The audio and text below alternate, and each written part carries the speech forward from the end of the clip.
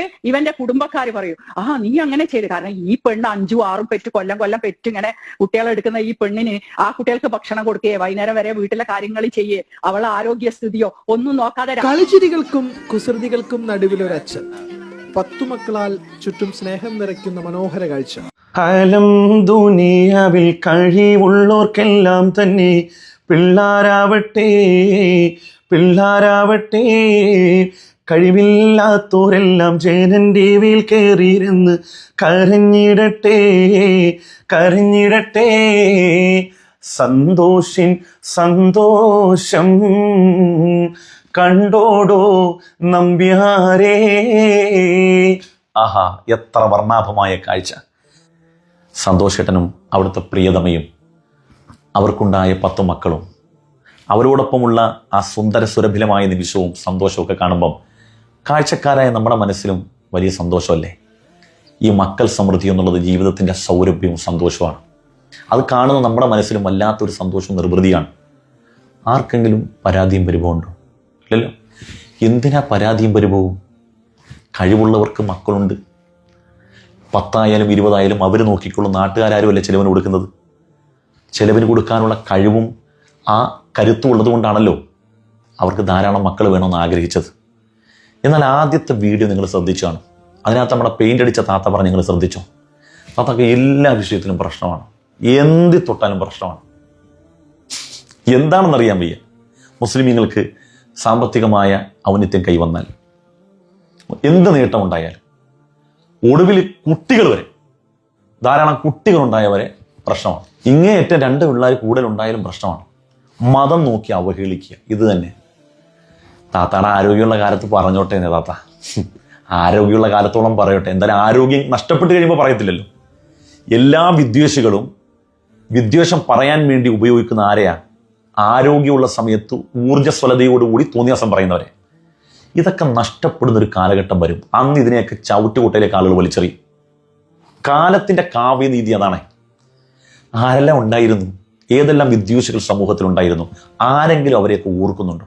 ആർക്ക് വേണം? അവരുടെയൊക്കെ മുഖം ഓർക്കുമ്പോൾ തന്നെ ആളുകൾക്ക് ആർക്കിച്ചു തുപ്പും എന്നുള്ളതാണ്. സമൂഹത്തിൽ നല്ലത് പറഞ്ഞാൽ, എല്ലാവർക്കും ഗുണപ്പെടുന്ന കാര്യങ്ങൾ സമൂഹത്തിൽ പറഞ്ഞാൽ, സമത്വവും സമഭാവനയും ജനങ്ങൾക്ക് സമ്മാനിച്ചാൽ, നമ്മൾ മരണപ്പെട്ട എത്ര കാലം കഴിഞ്ഞാൽ ആളുകൾ നമ്മൾ ഓർക്കും. ഇപ്പം നമ്മളിതിനകത്ത് പറഞ്ഞു വരുന്നൊരു വിഷയം, ഇതിപ്പോൾ സന്തോഷിൻ്റെതായതുകൊണ്ടാണ് നമുക്കൊക്കെ സന്തോഷം, അല്ലേ? സന്തോഷിൻ്റെ അല്ലെങ്കിൽ എന്തെല്ലാം തോന്നിയ മാസങ്ങൾ കമൻറ്റ് ബോക്സിൽ എഴുതി. ചില ആളുകളൊക്കെ എഴുതി, പിള്ളേർ ധാരാളം ഉണ്ടാക്കാനൊന്നും വലിയ പ്രശ്നമൊന്നുമില്ല, പോറ്റുന്ന നമ്മളാരുമല്ലല്ലോ ചെലവിന് കൊടുക്കുന്നത്. നിങ്ങളാരെങ്കിലും ആണ് ഈ കാണുന്ന കാഴ്ചക്കാരായി നിങ്ങളാരെങ്കിലും ആണ് ചെലവിന് കൊടുക്കുന്നത്? ആരുമല്ല. മക്കൾക്ക് ജന്മം കൊടുക്കാൻ കഴിവുള്ളവൻ അവരെ പോറ്റുകയും ചെയ്യും. അതിന് ദൃഢതയുള്ളവനാണ്. നമ്മളൊന്ന് ആലോചിച്ച് നോക്കി, 20 കൊല്ലം മുമ്പ് 100 രൂപക്ക് 1 ലിറ്റർ പെട്രോൾ അടിക്കുന്നതിനെ കുറിച്ച് നമുക്ക് ചിന്തിക്കാൻ കഴിയുമോ? പോട്ടെ, 2000 രൂപയുടെ ഷർട്ട് ഇടുന്നതിനെ കുറിച്ച് നമുക്ക് ചിന്തിക്കാൻ കഴിയുമോ? ഇന്ന് എല്ലാ മേഖലയും വിലക്കയറ്റം വന്നു. പെട്രോളിന് 100 ചില്ലുവാൻ രൂപയായി. 2000-3000 രൂപ ബ്രാൻഡ് ഷർട്ടിന് നമ്മൾ ഉടുക്കാതിരിക്കുന്നുണ്ടോ?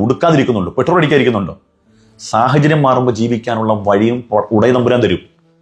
എല്ലാ കാലഘട്ടത്തിലും അങ്ങനെ.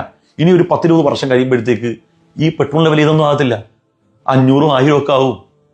ഇനി നമ്മളൊക്കെ മരിച്ചു കുറച്ച് കഴിഞ്ഞാൽ ചില തമാശക്ക് പറയുന്നത് പോലെ 1 ലിറ്റർ പെട്രോളിന് ചിലപ്പം 5000-10000 ഒക്കെ ആകുന്ന കാലം ഉണ്ടാവും. അന്നും ജനങ്ങൾ ജീവിക്കും. കാരണം ഏത് കാലഘട്ടത്തിലും ജീവിക്കുന്ന മനുഷ്യർക്ക് ജീവിക്കാൻ അനുസൃതമായ സാമ്പത്തികമായ വരുമാനം പടച്ചതമ്പുരാൻ നമുക്ക് തരും.